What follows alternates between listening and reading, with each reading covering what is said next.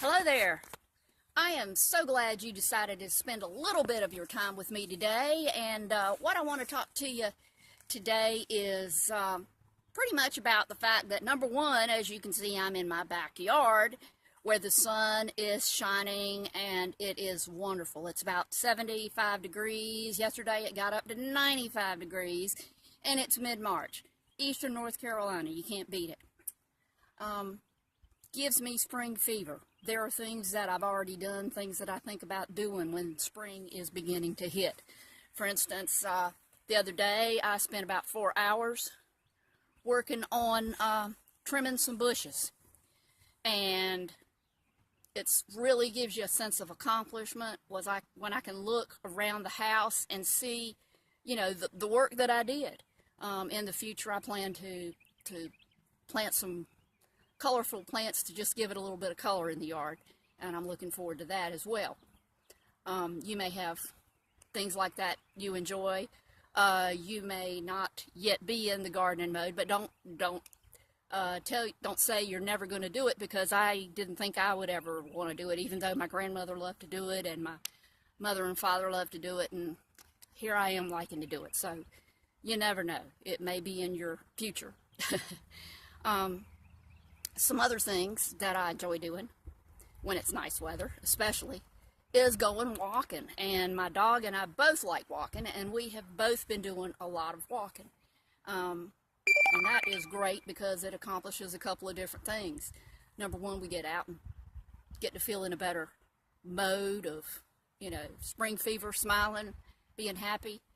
It gets us in better shape, and it is kind of a part of something that I started way back at New Year's, trying to get in better shape, and that is one of the components, is to try to be consistent in walking, and I have been fairly consistent. I may not have walked every day, but I've walked a great many days, and that is something that I intend to continue.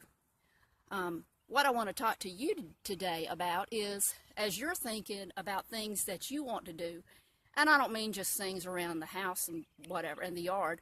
I'm talking about maybe bigger things, like what do you want to do in terms of your life? Maybe you have a job that it pays the bills, but you don't really love it, and you don't really feel like you're contributing as you'd like to. Maybe it doesn't financially reward you as much as you feel you actually would need to be able to have a really good life.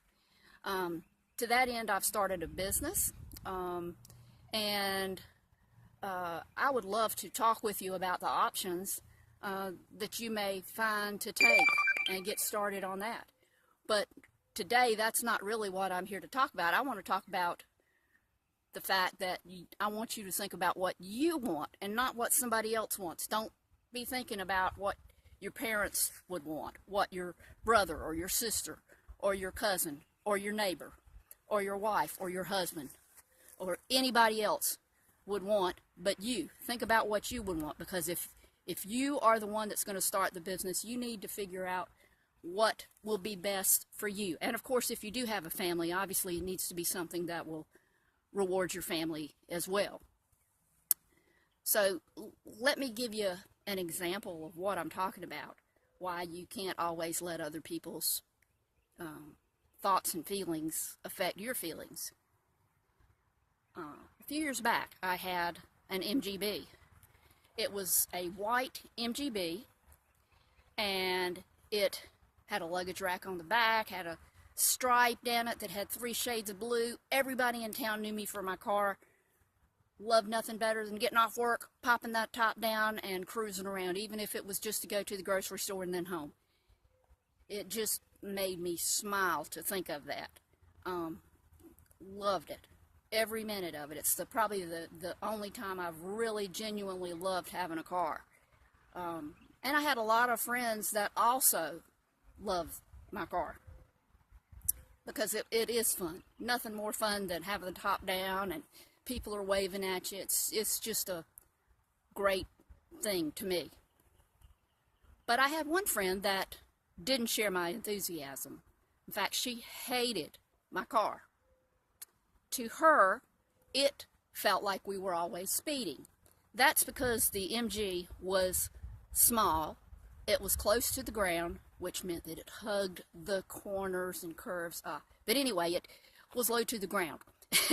And you could be going 45 miles an hour. In other words, being the perfect driver, keeping a safe speed and all that. But it felt like you were going 60, which personally, I kind of love that. I love that feeling of speed when you are actually doing everything right. But she didn't. Second thing she really didn't like is that it messed up her hair. Now, I've had my hair long, I've had my hair short, and I do like to look nice when I can. I like to have my hair done and dress and have my hair presentable. When, for instance, I'm going to a meeting or going to work or going to church or any of those things. But hey, when I'm out having fun, it doesn't bother me to have my hair blowing. And personally, I always felt like if there was a guy that was really going to be the kind of guy I'd be interested in, he wouldn't let the fact that my hair might be a little windblown bother him. In fact, I'm thinking the guy would say, ooh, she's got a cute looking car, she's got a great outlook on life, and that's the kind of girl for me, somebody that can enjoy life and have fun. So to get back to my point, here you are, you're trying to figure out what you want to do with your life. And there's going to be people that tell you no matter what you select, you're wrong. If you don't do anything, you're wrong. If you do something, you're wrong. So, number one, it isn't going to matter. Number two, their attitudes are their attitudes. While they are absolutely entitled to have them, it isn't your thoughts. Don't let them dissuade you from doing what you feel like you're directed to do. There may be a purpose for you that you are just now figuring out. Keep in mind that, for instance, Cary Grant, a lot of people know who Cary Grant is because he did so many movies, and he was so well known for being the not exotic, but the good-looking European playboy. He didn't even begin to be in movies until he was like 40 years old. So, you know, time and age is really just a number. Grandma Moses started painting in like her 80s. And so, you know, find what you want to do. Seek people out that can help you in your quest. How can you get there? Anyhow, I hope I have maybe spurred some thinking in there. And if I can help in any way, please let me know. You can send me a message on Facebook. You can leave a comment, or you can send me an email. Love to hear from you. I hope you have a wonderful day. Thank you. Bye.